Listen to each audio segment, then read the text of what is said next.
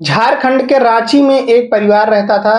एक किसान रहते थे, उनकी एक इकलौती बेटी थी। वह पढ़ने में काफ़ी होशियार थी, काफ़ी अच्छी थी और पढ़ने में उसका खूब मन लगता था। उसका एक सपना था कि वह आईपीएस बनी। यही सपना लेकर के वह दिन-रात कड़ी लगन से, मेहनत से पढ़ाई कर रही थी। आखिरकार उसका सपना साकार हुआ और वह एक आईपीएस अधिकारी बनकर अपने घर पहुँची। घर पे सब बहुत खुश हुए। जब वह आईपीएस बनकर घर पहुँची, तो उसके पिता ने कहा कि बेटी, जो तुम्हारा सपना था यहाँ तो पूरा हो गया, लेकिन मेरा जो सपना है वह अभी नहीं पूरा हुआ है। तो उसने कहा, पिताजी आपका कौन-सा सपना है? क्या सपना है आपका? अब तो मैं अधिकारी बन गई हूँ, आप जो बोलोगे तुरंत हो जाएगा। तो उसके पिताजी कहते हैं और माताजी कहती हैं कि मेरा एक ही सपना है कि मैं जीते जी आपको इस घर से विदा करूँ, आपकी शादी कर दूँ। इस बात को सुनकर वह कहती है, पिताजी आप जो कह रहे हैं अच्छा कह रहे हैं, शादी तो मुझे करनी ही है, इसमें कोई दो राय नहीं है। लेकिन मैं सोच रही हूँ कि अभी शादी कुछ रुक के किया जाए, क्योंकि मैं बंद कमरे में पढ़ाई की हूँ और अभी मुझे दुनिया के बारे में जानकारी नहीं है।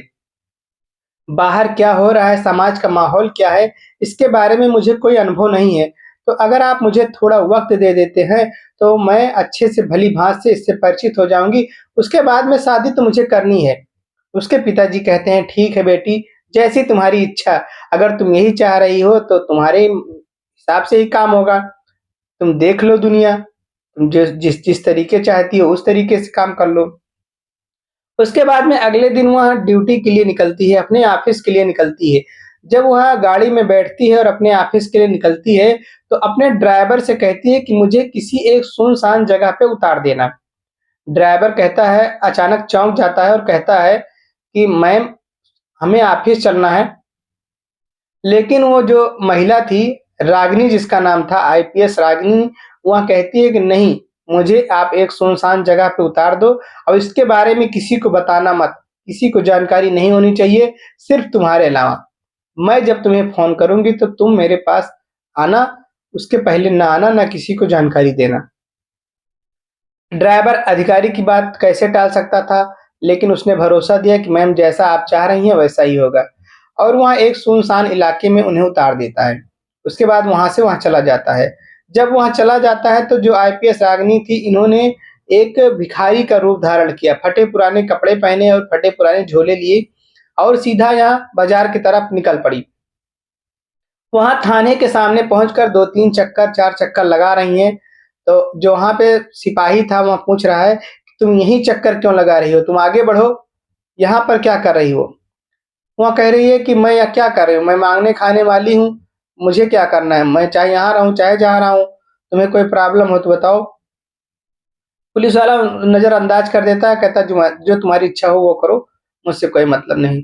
उसके बाद में वहीं वो इधर-उधर टहलने लगती है, घंटों डेढ़ घंटों बीत जाता है। उसके बाद में अचानक से थाने के सामने भीड़ इकट्ठा शुरू होना हो जाती है। भीड़ को देख कर के रागिनी के मन में सवाल आता है कि आखिर यह भीड़ कैसी है? जब वह समझ नहीं पाती है तो बगल में ही खड़ा एक कांस्टेबल जिससे पूछने की कोशिश करती है।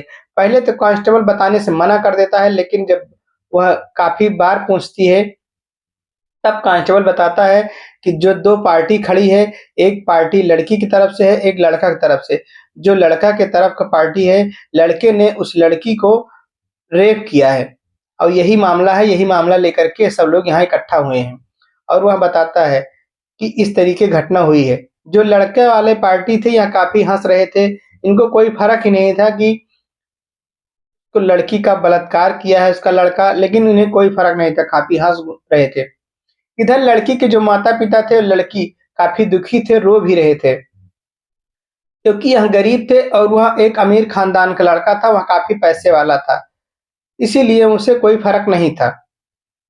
वह सब घटना को समझ रही थी कि आखिर में क्या हो रहा है यहाँ पे। सब जानने के बाद में वह धीरे से, चुपके से, किसी तरीके से पुलिस वालों से नज़र बचा करके अंदर पुलिस थाने में घुस जाती है। जब वहाँ थाने में पहुँच जाती है, तो उसके बाद में वह देखती है कि पुलिस दरोगा जो थे, जो इंस्पेक्टर साहब थे, वह सेटलमेंट की बात कर रहे थे कि कैसे भी करके इस मामले को रफ़ा-दफ़ा कर दिया जाए और लड़के के पिताजी से बात कर रहे थे कि इस मामले को अगर कोर्ट में ले जाओगे तो तुम्हें साल 2 साल का वक़्त लग जाएगा और यहीं पे कुछ ले दे के काम सेटलमेंट कर लिया जाएगा, तो ना तुम्हें कोई दिक्कत ना हमें कोई दिक्कत, नहीं तो तुम्हें भारी नुकसान उठाना पड़ेगा। लेकिन जैसे ही उनकी नज़र, इंस्पेक्टर की नज़र इस महिला पर पड़ती है जो भिखारिन के रूप में थी, तुरंत उस पुलिस वालों को आवाज़ देते हैं कि यह महिला कैसे अंदर आई? तुम लोग क्या कर रहे थे? इधर महिला चुपचाप खड़ी थी, वह कुछ बोल नहीं रही थी। पुलिस वाले उस महिला को बाहर ले जाने की कोशिश करते हैं और जो दरोगा थे, कहते हैं इसको कुछ पैसे दे दो खाने-पीने के लिए और इसे बाहर कर दो। उसे बाहर तो कर देते हैं, लेकिन वह एक जगह खड़ी होकर के सारी गतिविधियों पर नज़र रख रही थी कि आखिरकार यह दरोगा क्या कर रहा है। दरोगा की सारी गतिविधियों पर नज़र रख रही थी। दरोगा जो था, वह जो लड़की का बाप था, गरीब बाप था, उससे कह रहा था कि तुम कुछ पैसे ले दे करके केस को रफ़ा-दफ़ा कर दो, नहीं तो तुम्हें बहुत दिक्कत होगी और तुम्हें भी कुछ पैसे देने पड़ेंगे हमें, नहीं तो तुम्हें तुम्हारी लड़की की बदनामी होगी, सोशल मीडिया प्लेटफ़ॉर्म पेपर में आएगा, तो इससे तुम्हारी लड़की की शादी होने में बहुत दिक्कत होगी, इसलिए मामले को यहीं रफ़ा-दफ़ा कर दो। यह सब घटना जो आईपीएस रागिनी थी, वह अपने आँखों से देख रही थी और सब सुन रही थी। किस तरीके से एक भ्रष्ट दरोगा यह काम कर रहा था। उसके बाद में उसका लड़की का जो पिता था, वह रो रहा था कि सर मैं क्या करूँ? मेरे पास कुछ ऑप्शन नहीं है, मेरे पास पैसे भी नहीं है, मैं कैसे केस को आगे प्रोसीड करूँगा? आपको कहाँ से पैसा दूँगा? पुलिस वाला कहता है कि जैसी तुम्हारी वैसी इच्छा हो। तुम अगर चाहो तो कोर्ट में अपील करो, चाहे जो करो, लेकिन मैं यहाँ केस तुम्हारी दर्ज नहीं करूँगा।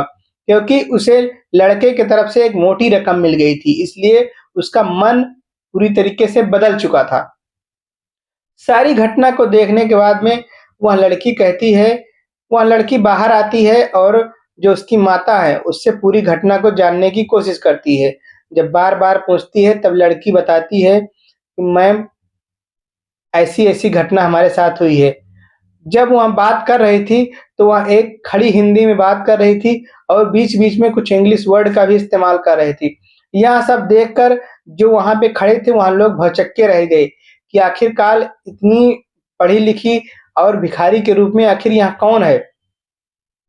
और इधर इंस्पेक्टर जो था, वह सेटलमेंट करने में लगा हुआ था। जब उस सब लोगों को पता चलता है कि यहाँ भिखारिन तो नहीं है, यहाँ कोई न कोई ज़रूर है।